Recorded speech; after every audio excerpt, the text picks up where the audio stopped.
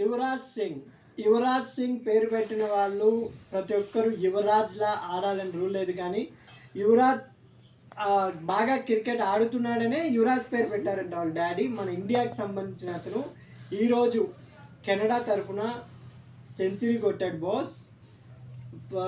Second century in world cup 2026. First century నిన్న సనక చేశారు. శ్రీలంకతో తరఫున ఆస్ట్రేలియా బాగా భయించాడు. ఈరోజు కెనడా వర్సెస్ న్యూజిలాండ్ మ్యాచ్ అనుకుంటా, కానీ న్యూజిలాండ్ కొట్టేశారు.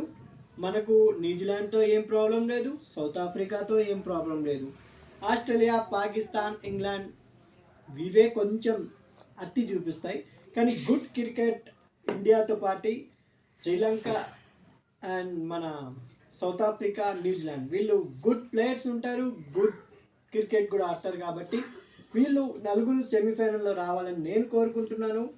ఏ సెమీఫైనల్కి వస్తావో మీరు కోరుకోండి. నా సెమీఫైనల్ ఏమేమి అంటే India, south Africa, New Zealand, Sri Lanka ఈ నాలుగు టీమ్స్ సెమీఫైనల్లో రావాలని కోరుకుంటున్నా.